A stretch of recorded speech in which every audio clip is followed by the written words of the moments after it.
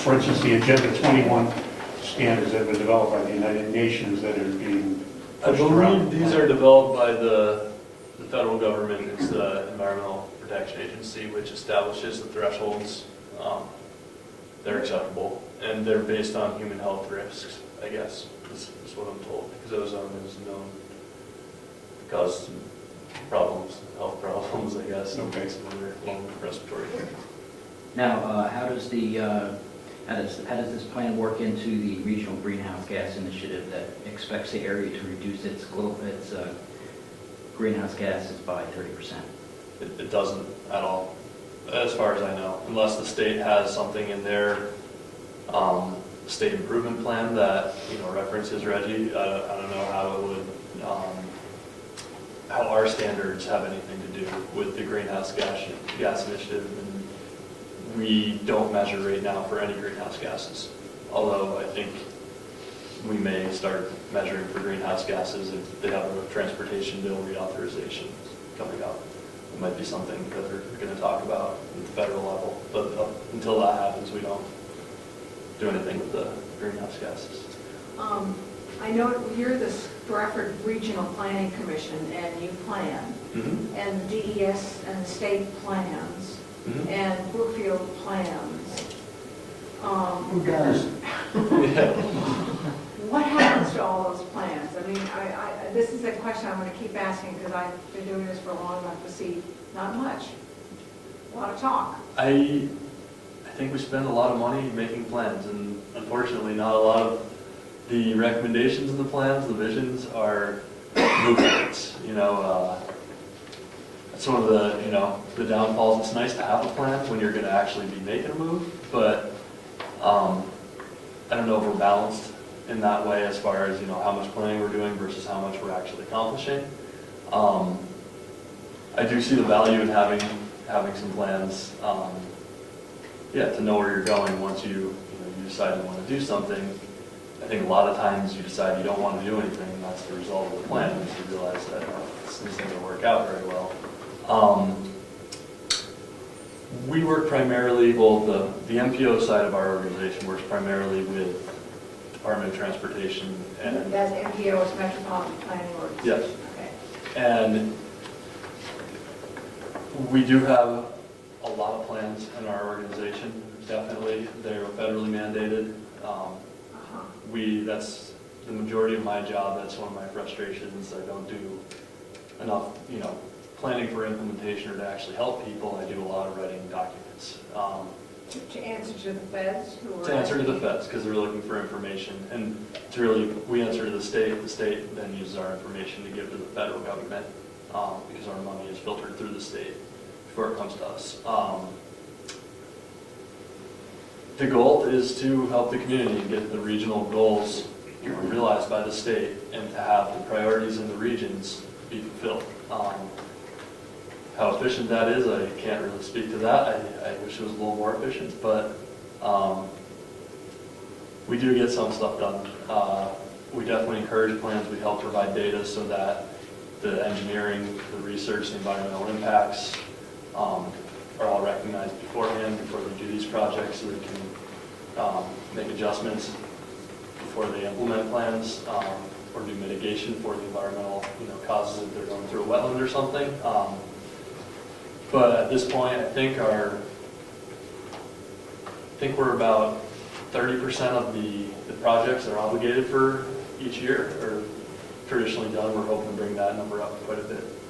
That's one of the big goals. It's not great, but... Where would one go, or who would one ask at Stratford Regional Planning to, say, view the projects that were planned and then executed and come to fruition? Just so like anybody that hires me to do a particular thing, they check me out. Mm-hmm. Not necessarily for integrity, but performance and... Yep. Where would one go to look at those kind of things and say, oh yeah, this is great? Just to actually get you a feel of what they do. I mean, we're talking about things here, and now I've heard about old people and pavement, but I'm sure there's a myriad of other things. Parking lots and sidewalks. Well, whatever, but there's probably a load of things. Where would one go at Stratford, guys? Who would one ask to to say, gee, can I look at some of this stuff? I don't mean go out and see the project, just the paper of it. When this was done, it cost X, the money was provided, the project took a year, and it was completed, and, you know, there's gotta be some kind of track How many record. dollars was spent on planning before the start? Yeah, you know, That's something there's I'd gotta like be to that. know. But that's actually in our annual listing of obligated projects. We have a list every year of the projects in our region that are, you know, supposed to happen and ones that actually do happen. Can we get that? It's on the And yes, on our website. website, yep. It's all Annual on the list of website. obligated projects? Obligated for each year, so they're obligated Is that the funded. title of the document? Yep, annual listing of obligated projects. Can you look previous years or just the current? We can get you, if you give us a call, we can get you every year back to probably 85 or something. Well, we, like that. yeah, That's something the federal government started to pay attention to. I think they should. You know, if you have a bunch of plans and they don't turn into anything, then what's the As long as point? it doesn't Wasting cost us I everybody's mean, we money. might even get good ideas by looking at what you guys have done that, you know, we don't even know about. Yeah. Right.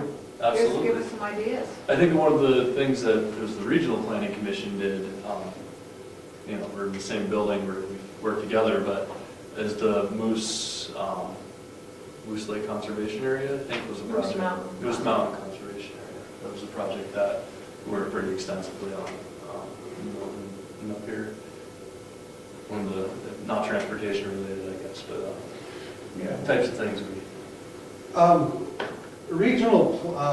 Stratford Regional Planning, they do regional planning. Where do those regional plans come from? Who makes those up? The regional plans, we do regional planning, which is, I guess, we don't have. You're not in the regional planning, are you? You're- I do transportation planning, That's, so I'm It's a not little bit different, regional, but I know it's about not the regional planning. We, you know, right now, we're working on an economic development document, federally funded, and it's for the, you know, northern Stratford area, for Rochester, the communities north, to get them to work. You know, what are the best types of businesses to try to attract to the region, so that, Now, does that come from the local people put this plan together? yeah, we So work you with work with local people. businesses, community members, nonprofits, municipalities, they're all come to our meetings right now. They are public meetings, they're open to anybody to come join us.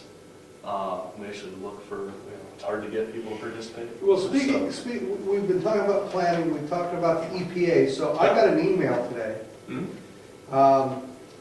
through PlanLink. And it's talking about the EPA offers proven solutions to support sustainable community goals. They're taking applications started February 3rd and ends on February 23rd. And it's for the formation of the sustainable communities building blocks. Do you know anything about that? I think that is, And why is the EPA now getting into planning? And the EPA is in planning, they do a lot of planning. But their air quality, their pollution points, I mean, I understand that In in general. planning that you have to look at these things. Mhm. But why would they start to do sustainable, you know, they're looking at sustainable building blocks, Yeah. which is more than just pollution and points of pollution. I guess, you know, sustainability, that word, I guess, you know, comes down to a number of, there's a few different meanings: economic, environmental, and, you know, social sustainability, or, you know, the three goals that everybody brings out when they talk about sustainability. I think the EPA is getting into it to, you know, mostly for municipalities and,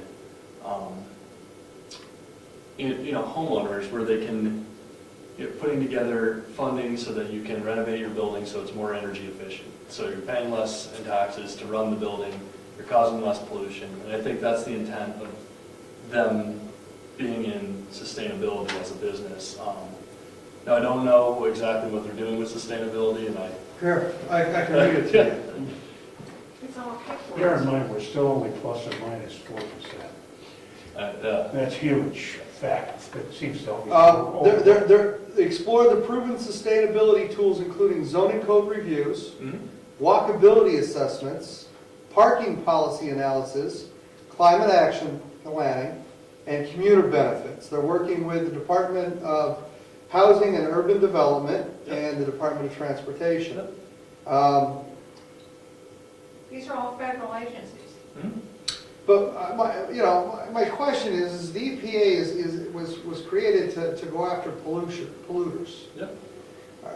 I mean, now they're trying to get into local planning as well. Are they trying to justify their job so they don't get shot? They've decided that you're a polluter, and they Yeah. want to investigate I you. think what they're doing is, these areas like in Summersworth, you have the Weeks crossing there, Route 9 and 108 go, they cross. You have a little Willard Pond right there, which used to be a nice recreational area. There's a bunch of parking lots now. There's strip malls that you can't, it's really challenging to walk, in that area. They would rather see, and they're working with housing, urban development, and transportation planning so that instead of having roads that you have to drive on and businesses that are along the long strip, which are really dangerous to walk to or bike to, they're trying to consolidate a little bit more. So, in an area like this, it doesn't turn into a Walmart and a Home Depot. You maintain the character. Yeah, I hope that. You maintain the character of your area. And it's so people they have transportation options in those areas. You can walk to your, if you choose to live in a dense urban area, you're choosing to live in a place that, hopefully you can walk around or bike around. I mean, is their goal? And get to your services instead of having to take. That's sustainability?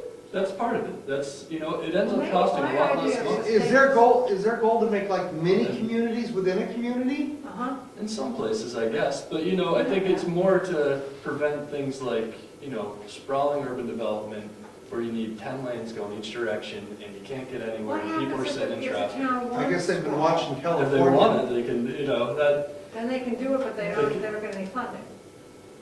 probably won't be funding transportation projects that encourage that kind of development because they're not good for the rest of the state. It's not good for the region as far as our Well, wait a non-attainment minute now. standards. Well, what if the town wants it?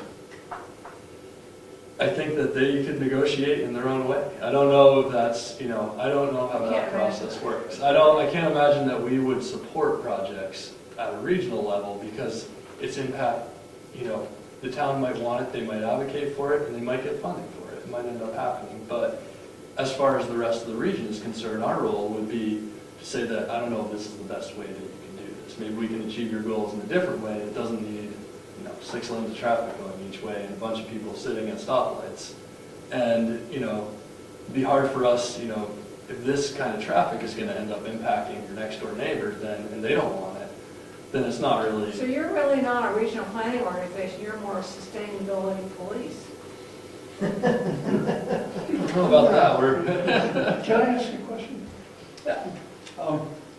To get away from the macro thing here, the EPA and all that, if we were to do some kind of transportation thing in this town, would this be your purview, something you would be involved in personally as the planner? And I'm not being flip or anything, I'm asking your credentials. I mean, you're here speaking to us now, I have no idea, you seem like a great guy, you're knowledgeable. I hand my credentials all the time. Somebody says, here, design something for me, I do that. Mm-hmm. So I have my credentials, or they wouldn't be asking me to do this. And that's kind of what I'm doing in a sense. If we were to go to SRPC and say, we have this transportation gig or whatever, something that we can relate to, because we're not relating to this EPA business. I mean, yeah. No, I don't even think that is that important for up here right now, the EPA. It may be in a while. It may be in a while. Would you be the guy that helps us do that, or is there another people that? I would be the person you'd come to if it was transportation related. That could be, we need signs for our trails so that people crossing on snowmobiles are a little bit safer when they're crossing on snowmobiles. Something. More technically, if you need bridge repairs, something like that. If we're looking for funding to get this bridge fixed because we think it's falling apart. So you're kind of do that. I'm the one that I would contact the state. I have, I talk to the state, Ed's at our meetings. There's people from the DOT, there's people from federal highways that I can advocate to at the meetings and talk to and say, this is a need in the region. So you don't do engineering, but you're in the management. I don't do engineering. Together. I went to school for 2 years for engineering. I've done a lot of math and science classes, so I get the gist, but I don't, I don't write up the plans. DOT writes the project. You manipulate the components.